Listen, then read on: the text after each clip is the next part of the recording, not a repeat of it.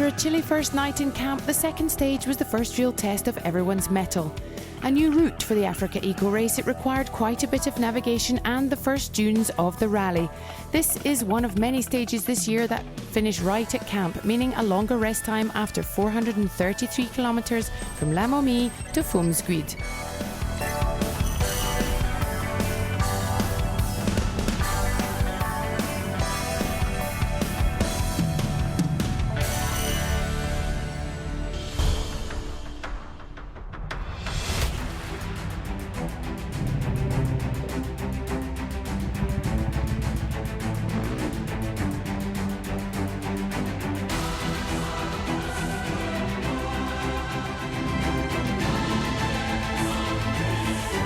By choosing to stay firmly in the footsteps of Thierry Sabine, the organisers of the AfricaEcoRace chose well.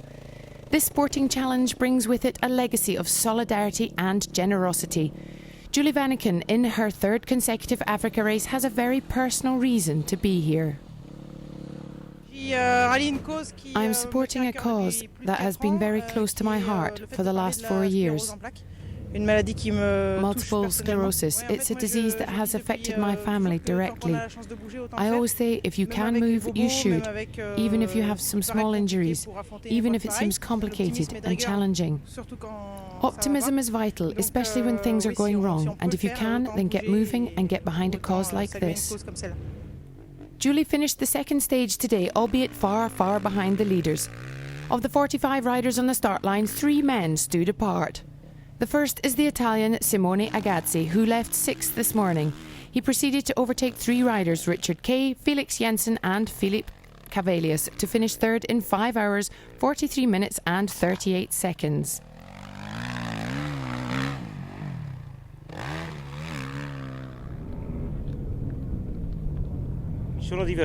It was a fantastic stage with a very varied route.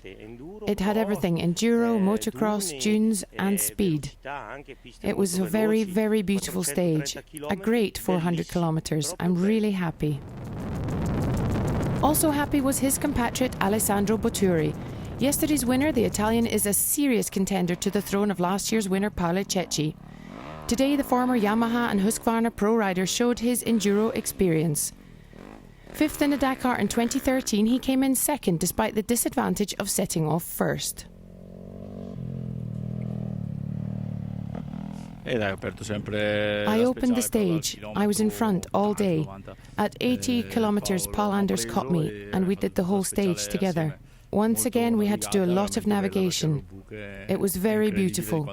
The road book was perfect. We had very soft dunes for 40 kilometres. I got stuck twice. Overall, it was a really great stage for 430 very difficult kilometres. It was an opinion shared by today's stage winner Paul Anders Olav Alsiter. Second yesterday, this is his 23rd AfricaEcoRace stage victory. He won in 2015 and 2016, so he knows his stuff, despite now only competing once a year here in Africa. But as a veteran, he knows a few tricks. This stage was it's really hard, it's long, and there's a lot of navigation, and there's a long part with dunes. The dunes is not too soft, but I think some will have problems. I cannot pass Alessandro. If I pass, he's much faster to read the road book and everything.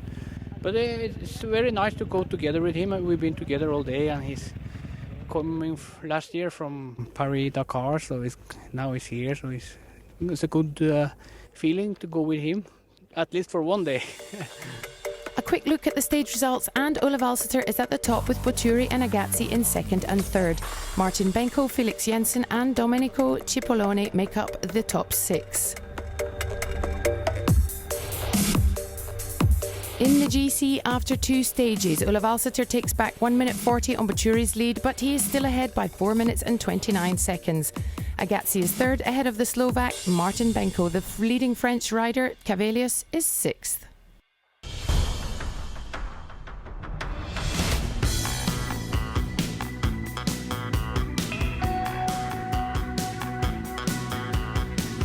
There are always major personalities on every rally. On this year's AfricaEcoRace, there's one we cannot ignore. Noel Essers, 75 years and 2 days old, is at the wheel of truck number 401. The Belgian is the driver of this 10-ton monster. There really is only one question. What drives the driver? All my life, my hobby was my job. I've been a haulier for nearly 60 years. We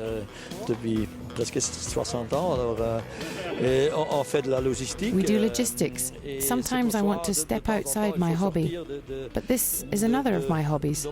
I want to step out of the day-to-day, and that's why I take part in this rally.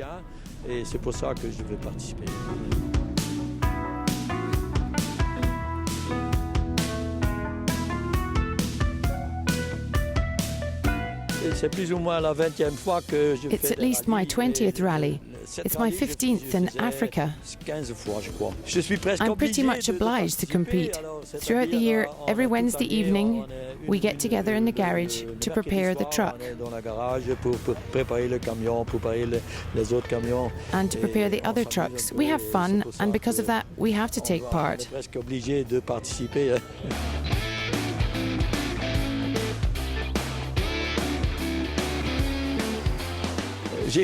I celebrated my birthday on the boat. Today I'm 75. I have done sport all my life. In the past I counted steps. Now I have a German Shepherd and we walk 7 or 8 kilometers every morning.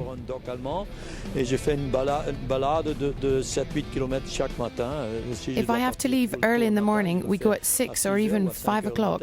But normally between 7 and 7:30 I walk for an hour, hour and a half.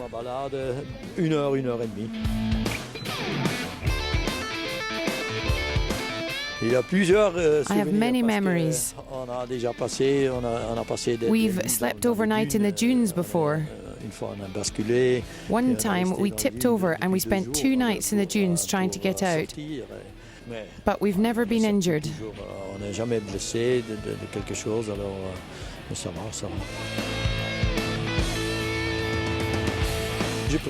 I like coming here because I've already done other rallies, but I prefer to come here to Africa. It's more interesting. There are people I have known for over 20 years. That's why I come to Africa. We start in Morocco, we go through Mauritania, and finally to Senegal. That's what I find interesting here.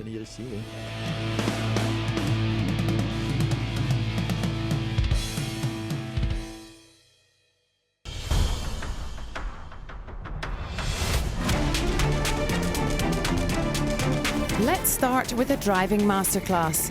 This is how to get yourself out of a very complicated situation, courtesy of Jean-Pierre Strugo.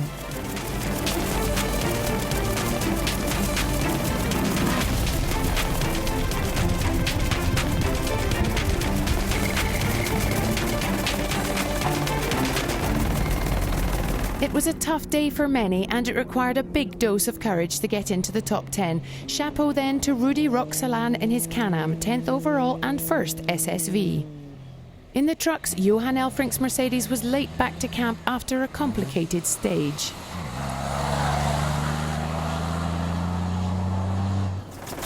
He came in well after the first truck, that of Thomas Tomacek. The Czech, 3-time winner here, finished the day in 8th position overall, once again solo at the wheel of his Tatra. Jasně, ale to je teďka vlastně, je to překvapuje mě, jaký pořád, co mi vlastně pořadatelé připravují pro nás, jo. Už tady si jedu 9. rokem a taková obtížná etapa snad byla jenom jednou, jo, na začátku, jo. Ale to tomu patří, jsme jako na AfricaRace a je to starý závod, nebo původní Dakar, jo, starý Dakar. Je to závod do Dakaru, a to k tomu patří. Jako. 17th yesterday, today Philippe Gosselin let rip. He was totally at ease in his Optimus and finished the stage in 3rd place. He was 16 minutes behind his MD teammate Jean-Pierre Strugo, who hasn't driven for 3 years. But muscle memory kicked in pretty quickly for the veteran driver, who has more than 20 Dakars under his belt. It was a really great stage, but not a dream stage because I hit a stone. Francois was kind enough to say that it had been hidden. We didn't get a puncture, but we bent the wheel rim and it took us 10 minutes to change it. The bolts were too tight. And anyway, we don't have the same training as the pro drivers.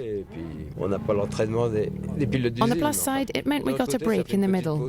Not bad. Where did we come in? Second, Jean-Pierre, behind your teammate Dominique Laure, a second stage win for the gentleman driver and former raider, now amongst the best. Extraordinary. The views today were magnificent.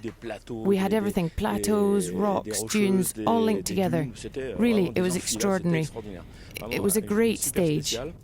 Once again, Christophe was top-notch. The roadbook was perfect. We had fun. We had really great fun. It was extraordinary. The stage results are as follows. A second win for Dominique Laure ahead of Jean-Pierre Strugo and Philippe Gosselin, putting MD in 1, 2, 3. Yves Froment was fourth.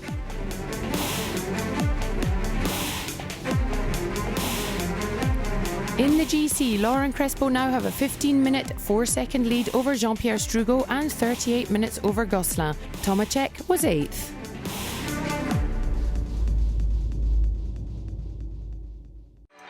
That's all for today. Tomorrow we'll see the teams take on 400 kilometres of time stage from Agdal to Assa. We'll leave you now with the image of the day. See you tomorrow. Bye-bye.